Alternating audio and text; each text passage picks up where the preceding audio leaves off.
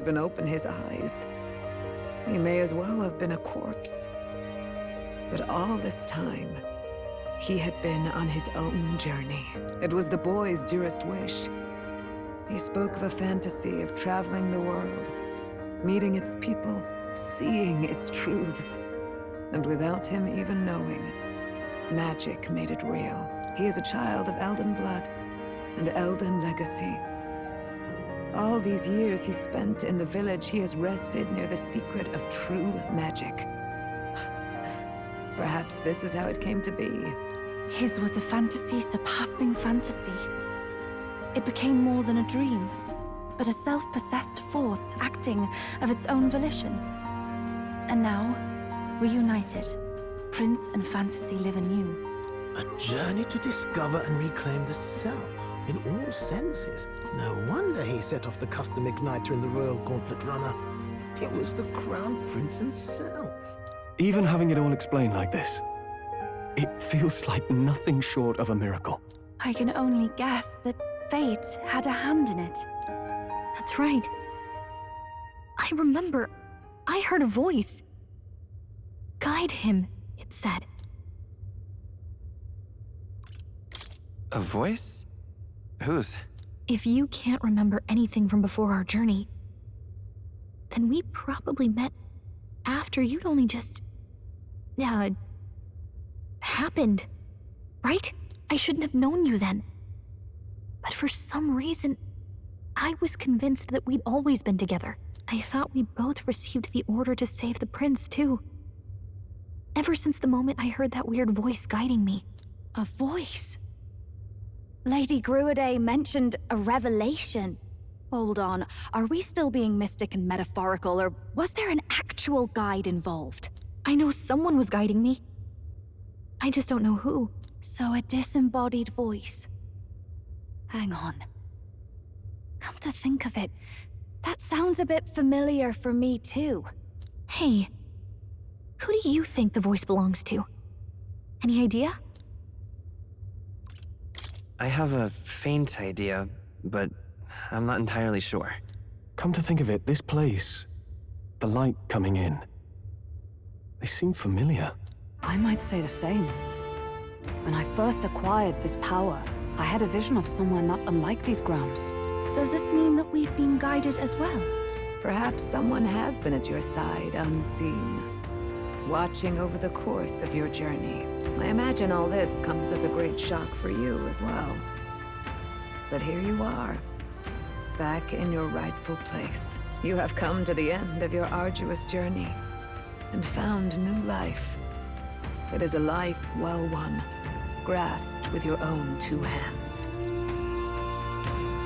Chiefess Gruiday, we want to know everything. What is the truth behind your tribe, the Elder?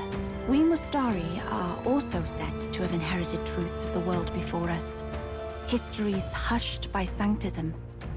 But this village, it is something altogether different. I myself feel a strange familiarity here. A lost haven underground, yet letting of the sky's light. Please, tell us, what is the Elder tribe? To know what we are, you must first know our history. Come to the altar room past the door. I'll wait for you there.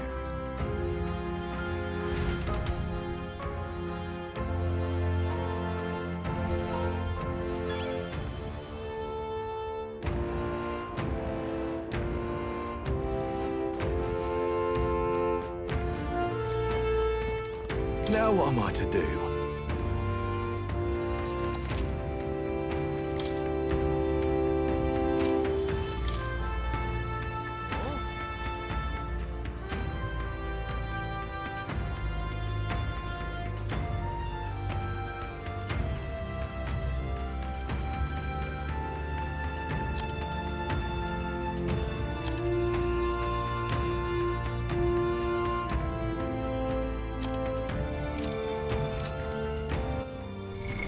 What now?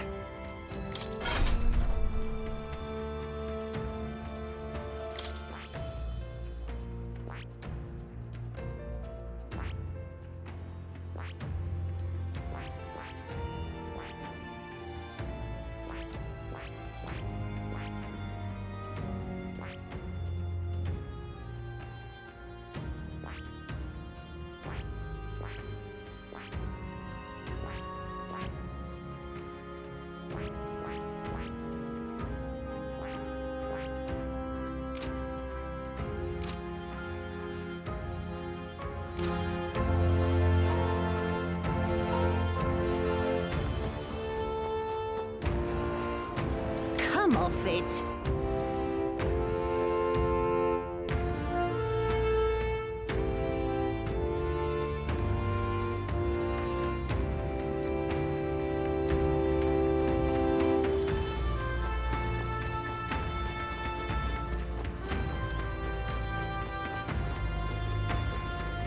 Oh, it's you!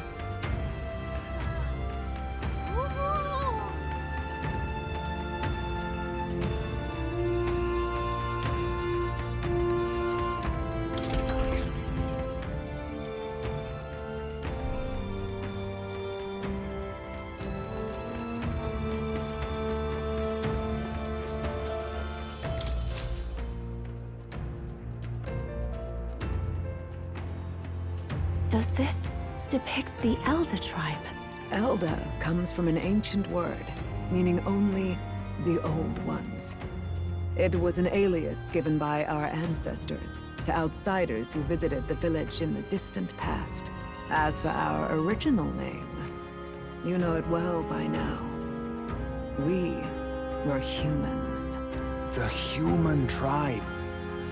So Luis's words... There is no human tribe. Tribes, as we know them today, did not exist then. We were all one people. Humankind. A world united. But wait. The ruins on Virga Island. There's nothing left of the civilization today. Was it destroyed? Why? How? A war. One that all but destroyed the world past. But its destruction was born of the discovery of Magla. Or as you call it today, magic. Do you wonder what they battled over? Without the divided tribes, what could they have disagreed on? They were racked by division. Over the abstract, undefinable idea of rightness. They tried to destroy something invisible, and destroyed only themselves. And any idea of absolute rightness is born of fear.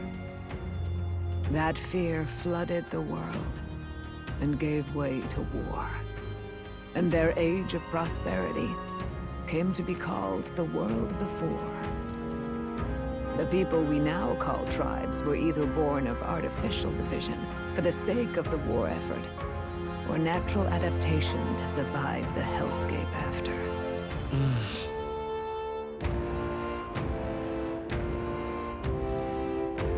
Unbelievable.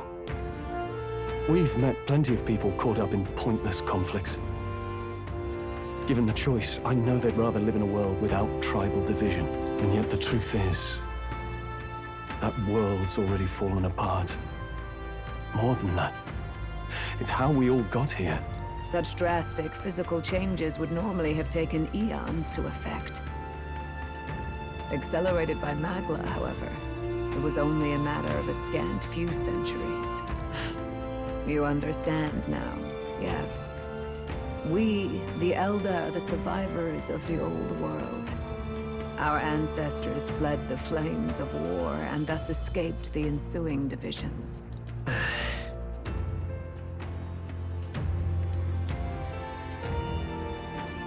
Beggars belief. Tis nothing short of astounding. But then, why do we know these monsters as humans? By the war's end, both sides were consumed by fear. Their magical assaults escalated with each retaliation, until it was beyond all control. Our world became a hell. Rampant Magla distorts the body and mind. By now, I'm sure you know that better than you ever wished to. Humans are what remains of that branch of humankind that succumbed to melancholia. Broken, horrifying testaments to their own mistakes in the war of magic. Some persist, breed, and multiply as any beast does. Others live centuries of agony before their lives burn out. Even we do not know the full scope of their nature. Regardless, when the 8 tribes settled in this land, our claim to the human legacy was forgotten. To the people, The name only meant slavering, insane monsters. Therefore, we took on an alias instead. The same one by which we are known today. The Elder. So, the old world couldn't control its magic, and... Wait. How does the Sanctus Church fit in? All this revisionist history to spread their magic igniters. Indeed, what are magic igniters to you? Tools for the Church to shackle the people, perhaps? Or weapons that hide magic's true potential? Am I close to the mark? In truth, it's the opposite. Igniters are tools made to limit magic. Restraints made in self-discipline, meant to avert a repeat of history's destructive mistakes. The Sanctus Church of today is muddied by greed. But its faith was born of good intentions. They once urged self-control, and thus control of one's personal magic. At times, they preached we must close our eyes to the truth when it would only lead us to ruin. By this benign tenet, history was obscured, and the Elder denounced. I had no idea. There's a grim irony in that. His Majesty only hid his son's ancestry to protect him. Yet in the end, that meant Forden could attack the village under any pretext he liked, his motives concealed.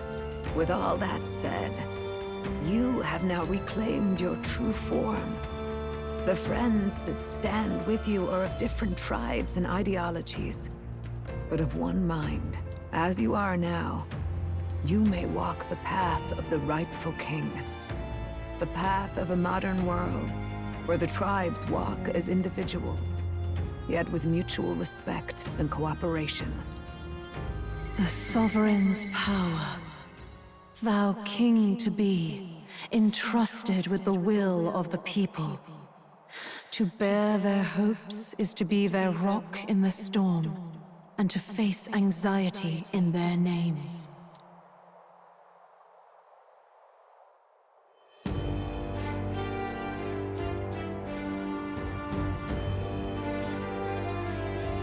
Yet, anxiety itself is not something to blindly reject or desperately cast away. It begins with a simple thing, acknowledging its existence. Accept thy weakness, walk forward alongside it, and thou wilt grow strong and true in its company.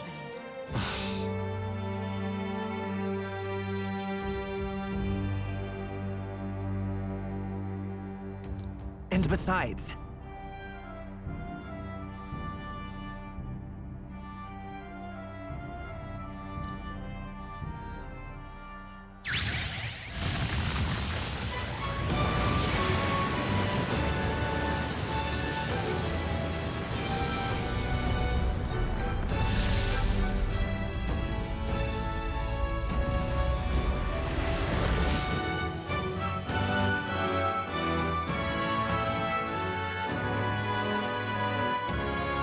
let's do it.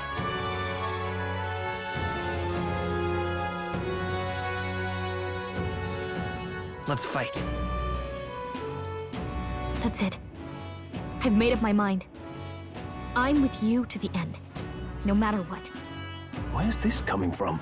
Before we got there, this guiding voice thing told me my duties were over. But what am I gonna do? Just go, okay, bye? Especially after we've come this far together? No. I'm going to face Luis with you, even if it is scary. Even you've got to cope with anxiety, eh? I realized something in our travels. Anxiety can lead people astray. But overcoming it makes a person stronger. There's always anxiety in the unknown. I know what it's like to be afraid of something I don't understand. That's why I think it's my duty to help people face and connect with their anxiety. Is that okay? From now on, it's not about orders. I'm with you, because I want to be. I'll be counting on you as always. Same here. Stick close to me, okay?